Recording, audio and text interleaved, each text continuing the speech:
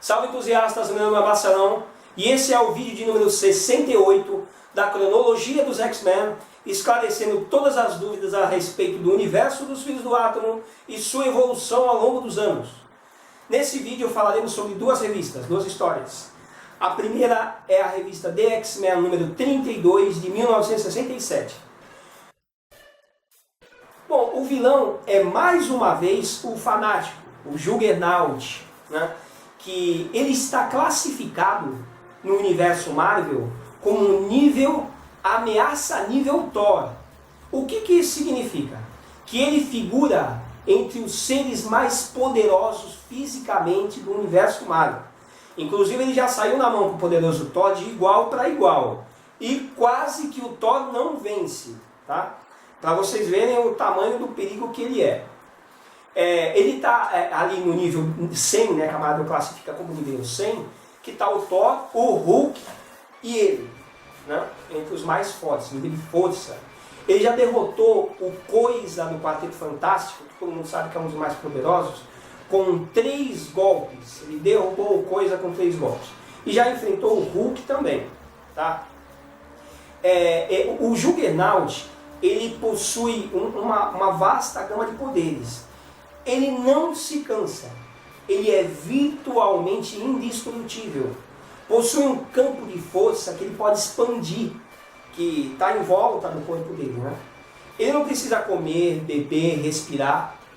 E se caso o seu oponente consiga feri-lo, que é muito difícil, né? Ele tem um fator de cura parecido com o do Wolverine. Ele tem uma auto-regeneração.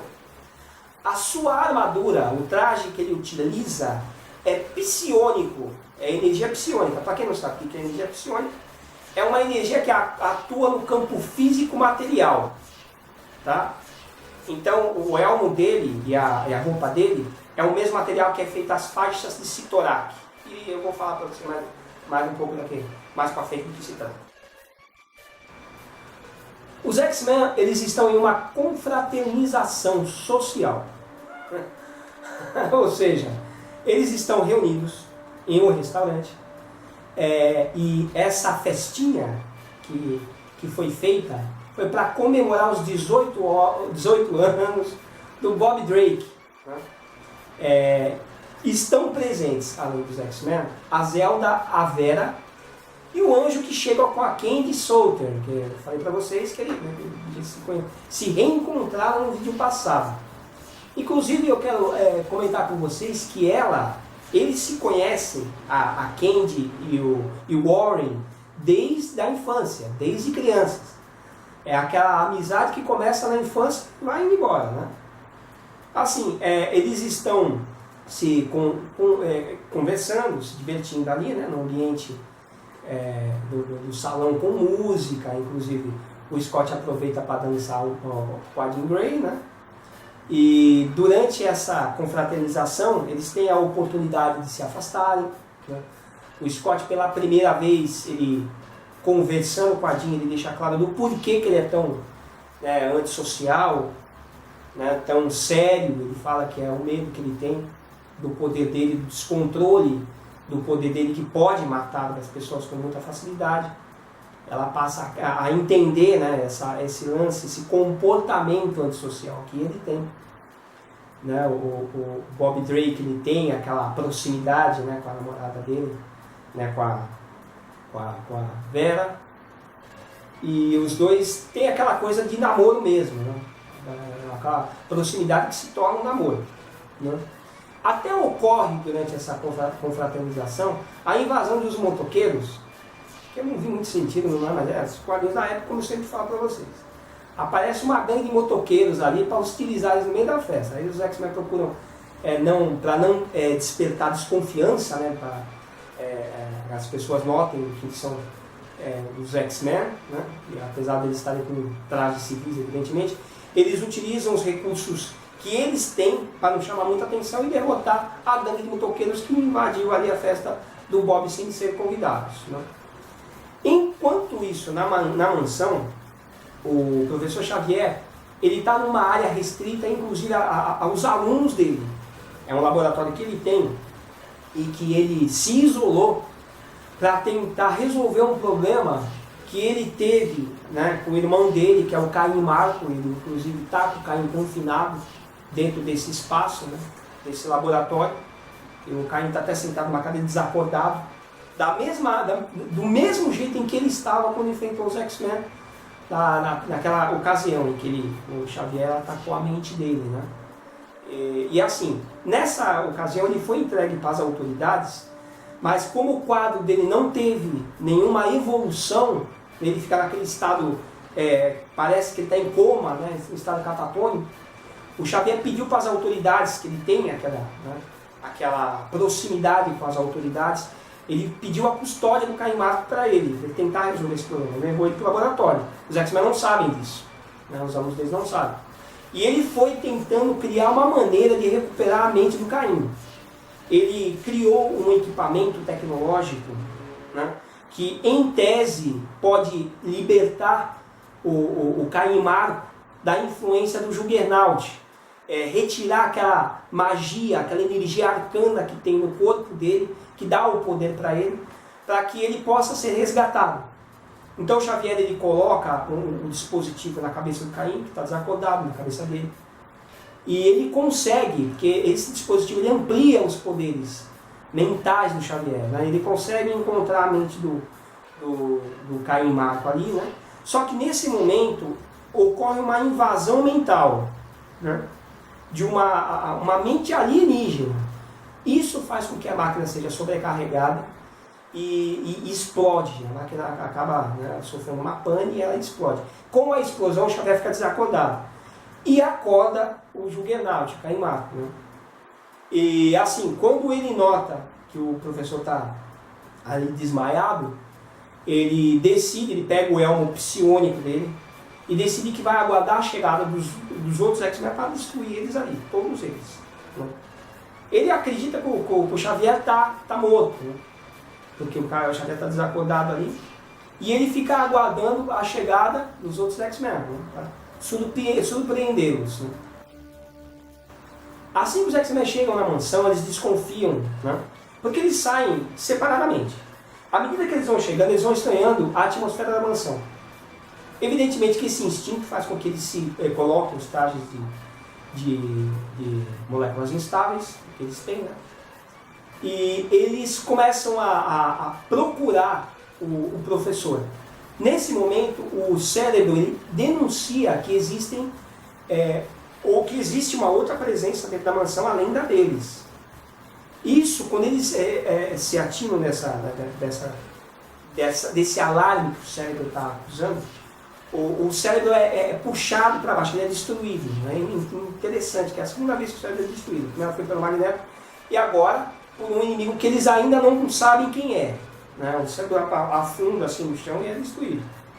Eles procuram pela mansão e chegam à conclusão de que esse inimigo, suposto inimigo, inclusive o Xavier também, que não está em nenhum outro cômodo da mansão, deve estar no mesmo local. Eles chegam ali no laboratório, que eles sabem que é uma área restrita, mas que eles têm que entrar para poder, né, saber o que está acontecendo ali. Quando eles entram, o anjo ele se precipita, mais uma vez. Mesmo com os gritos do Scott, né, do Ciclo, que falam para ele que ele não pode avançar, porque afinal de contas ele não conhece o inimigo que eles vão, se é que existe um inimigo e quem é que está ali.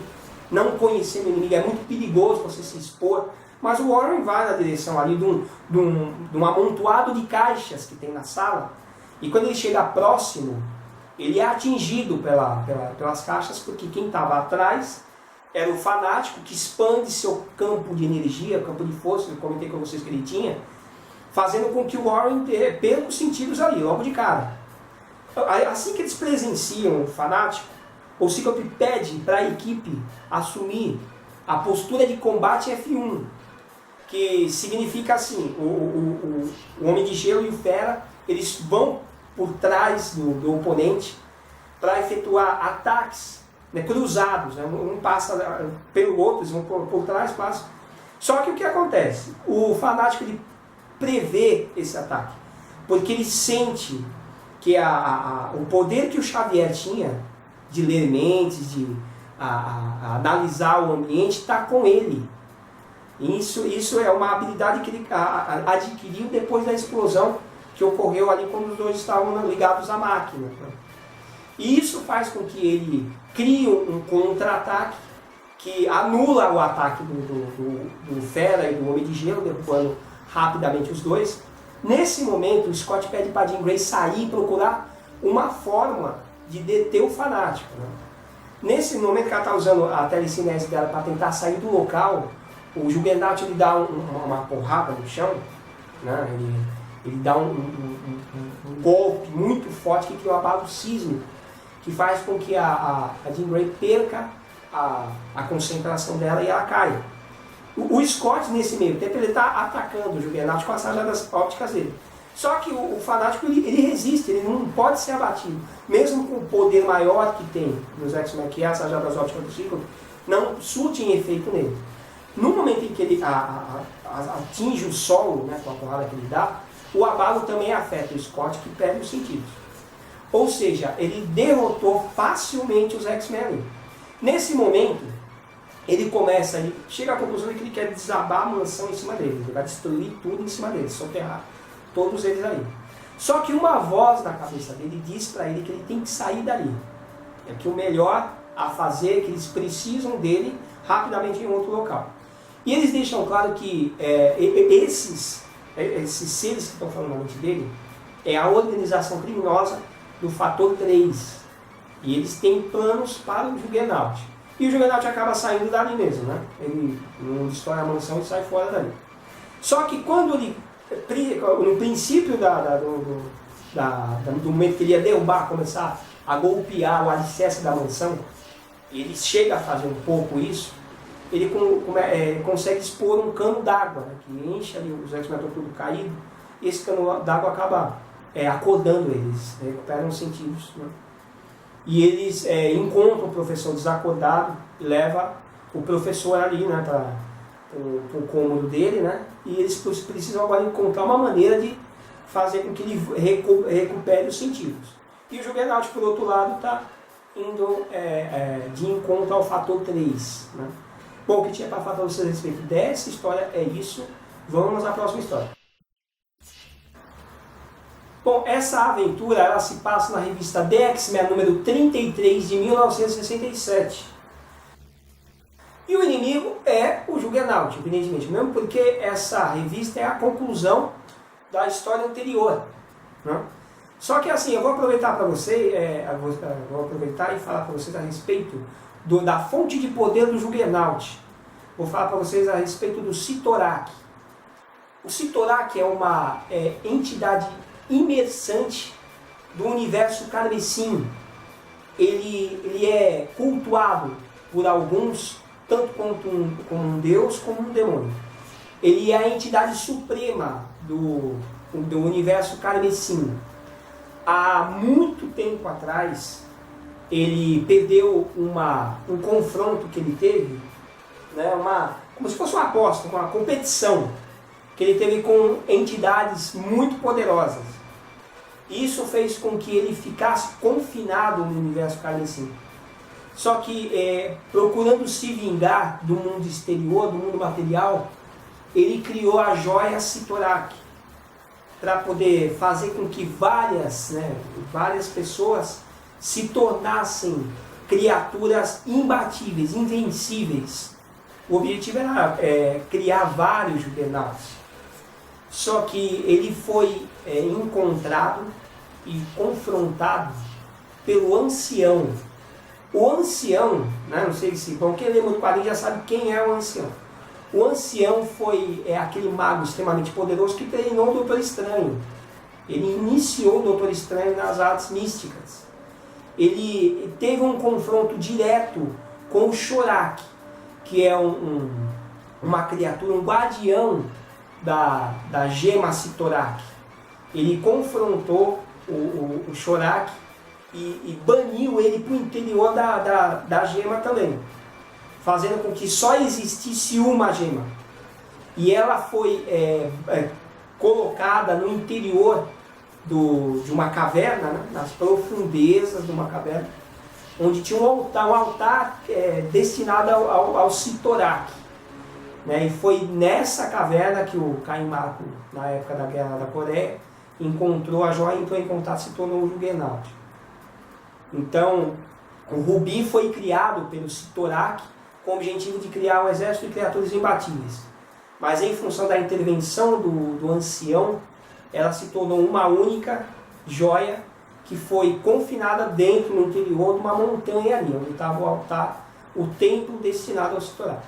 Então os inimigos que os X-Men vão enfrentar são os inimigos são o Juggernaut e o Shorak, né?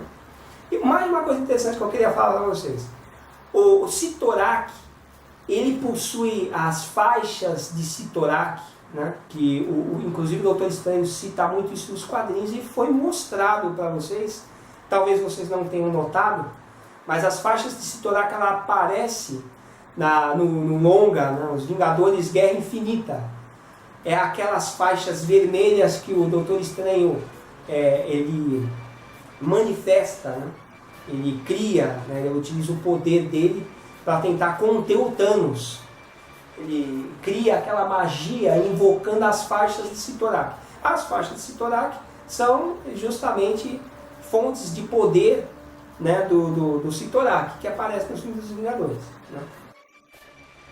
O Juggernaut está se dirigindo ao ponto de encontro do Fator 3, né? Está sendo seguido para se encontrar com o Fator 3 para saber do que se trata a proposta deles, que eles querem com o poder que ele tem. Nesse meio tempo, no percurso que ele está fazendo, ele é confrontado pelo exército americano. Aparecem soldados com um armamento pesado, né? Com bazuca, disparam nele e tudo mais. Mas são inúteis. Esse tipo de recurso contra o Juggernaut é incapaz de detê-lo. Né? Inclusive ele cria uma onda de choque golpeando o chão, tipo como que o Hulk faz, né? Para se livrar do exército ali. Na Mansão X, a Jean Grey está fazendo uso do amplificador de ondas mentais, aquele mesmo maquinário que já foi citado em vídeos anteriores, para entrar na mente do Xavier e tentar entender o que está acontecendo com ele. Quando ela faz isso, ela descobre, dentro da mente do Xavier, que teve contato com o poder de Sitorak na mente do Juggernaut, ela descobre do que se trata toda aquela história. Né? Ela vê o ancião, né, andando naquela localidade, antes de ser chamada de Coreia, ainda há muitos anos atrás, muitos séculos atrás, enfim. E ele luta com o Shorak, ele enfrenta o guardião da joia Carmesim, ele vence o guardião dessa forma. Aí os X-Men descobrem que eles precisam ter um contato com alguém que possui um poder místico para poder resolver esse problema. Né? E eles pegam todo aquele equipamento que está quebrado do cérebro, eles arrumam, né, eles consertam boa parte do maquinário que havia sido quebrado para tentar encontrar alguém que possa ajudá-los. E eles conseguem localizar o Doutor Estranho ali. Né? O Doutor Estranho, como ele está numa outra, resolvendo um outro problema em outro lugar, o que vem para os X-Men é a forma astral dele. Né? Que eles chamam e ele aparece para ajudar. E ele fala para eles que o que ele pode fazer é teletransportá-los para onde? Para a localidade, ali na Coreia mesmo, onde está o templo do Sitorak, para que eles possam invadir o local. Né? Ele cria uma magia na mente deles, para que eles tenham recursos para entrar ali no universo Carmesim e tentar resolver o problema. Então assim que eles chegam no local, a magia que o Doutor Estranho cria, consegue fazer, eles entram no templo, né? Eles têm acesso à gema, né? a Sitorak ali, eles entram em contato com ela, eles têm uma proteção de mágica que o Doutor Estranho deu a eles. Eles são sugados para o interior do universo Carmesim, onde eles se deparam com o Shorak. Assim que eles entram ali dentro da gema, eles são confrontados, aparece o guardião dela, que é o Shorak. E eles vão enfrentar esse inimigo dentro do ambiente dele. Né? Por outro lado, os X-Men que ficaram, né, com o objetivo de tentar encontrar o Juggernaut e pará-lo, né, detê-lo. E os X-Men utilizam o helicóptero de alta velocidade deles para poder chegar onde está o Juggernaut lá, e eles começam a confrontá-lo. Né? Só que assim, imagina, enfrentar o Juggernaut, como eu disse para vocês, é muito difícil. Os X-Men precisam de muitos recursos, os poderes deles unidos, e mesmo assim, a gente sabe que sem um ataque mental, né, caso ele não esteja com aquele elmo dele, não dá para deter o Juggernaut não. Inclusive eles tentam um último recurso de tentar conter ele, né, de pará-lo, utilizando o próprio helicóptero de alta velocidade deles. Né? O Fera ele trava as rodas da estrutura do helicóptero, o Anjo e o Bob Drake erguem, né, aquele corpo do helicóptero para tentar fazer com que as hélices atinjam o Juggernaut, derrubem ele, né? Enfim, só que são inúteis. Ele simplesmente é imune, evidentemente, àquele tipo de ataque. Ele destrói totalmente. Essa vai ser a última vez que vocês viram um helicóptero de alta velocidade dos X-Men, porque ele é destruído pelo Juggernaut. Né? E eles tentam utilizar os recursos que eles têm para tentar pará-lo. Voltando ao universo Carmesim, o Scott e a Jean Grey, eles estão enfrentando o Shorak, que tem poderes mágicos. Né? Ele controla umas esferas, né? Esferas não, são umas faixas que se enrolam no corpo e sugam energia vital. Né? Eles conseguem se livrar daquele, né? Combatendo essa criatura que muda de tamanho, ele consegue alterar a estrutura física dele. O Scott utiliza as rajadas ópticas dele para tentar vencer muito do ataque que esse guardião desfere neles. Né? Tem um momento interessante em que eles sacam que o Shorak ele é vulnerável a expressões temporais. O Scott e a Jean Grey estão com um relógio, e o simples tic-tac do relógio, que remete à passagem do tempo, afeta a criatura. Eu não vejo muito fundamento disso, mas o roteiro foi isso aí. E faz com que ele tenha contato com o tempo e ele começa a se deteriorar. O tempo passa para ele em segundos, ele começa a ficar envelhecer e é derrotado. Né? Eles conseguem encontrar o protótipo da gema Carmesim. E eles pegam, evidentemente, a partir do momento que eles já estão com todo aquele recurso mágico que o Dr. Estranho colocou neles, eles conseguem retirar o protótipo da gema. Eles saem do universo Carmesim para dentro da mansão, pegam o jato de alta velocidade que eles têm, que agora só tem um jato também de alta velocidade, vão até onde está os X-Men ali, né? E eles continuam tentando deter o Fanático. O Anjo, o Fera e o Bob Drake tentando ali vencer o Fanático. Só que, evidentemente, que eles não têm como fazer isso. Eles conseguiram atrasar o Fanático da maneira que eles puderam. Nesse momento, o Scott ele nota que esse protótipo da esfera Carmesim é um rubi interno, do universo interno de Sitorak. E a energia que o Juggernaut usa é externa. E ele descobre que uma anula a outra. Né? Também não vi muito fundamento nisso aí, não. Mas, enfim, o Juggernaut, quando entra em contato com essa gema, que é uma gema do universo imersante lá do Juggernaut, ele começa a sentir que as duas forças, né, que ele tem no corpo dele e esse protótipo começam a uma anular a outra. Até que ocorre uma explosão e ele desaparece. Então, assim, ocorre uma explosão, escarlate, evidentemente, e o Juggernaut desaparece. Aí os X-Men, ou seja, venceram o Juggernaut. Eles retornam à mansão. Quando retornam à mansão, o Xavier não está lá. Né? Isso não é um problema. E, assim, uma coisa que eu esqueci de falar para vocês. Quando ocorre essa explosão, no momento em que o Juggernaut entra em contato com esse protótipo de esfera, ele sente também que os poderes mentais que ele tinha do Xavier, que ele tinha pego na edição anterior, também estavam sumindo. Né? Isso é importante ressaltar para vocês. Então é isso aí. O Juggernaut ele foi vencido pelos X-Men. Para vocês verem que interessante, né? Como eu falei para vocês, o nível de poder que o Juggernaut tem. E os X-Men, quando vencem ele, não é na força bruta, porque ele é muito mais poderoso que todos eles juntos. e mesmo assim, usando a inteligência e vários recursos, eles vão conseguindo criar meios para deter o Juggernaut. Bom, essa história termina aqui, espero que vocês tenham gostado. Dá um like pra gente que é importante. Um abraço, até o próximo vídeo.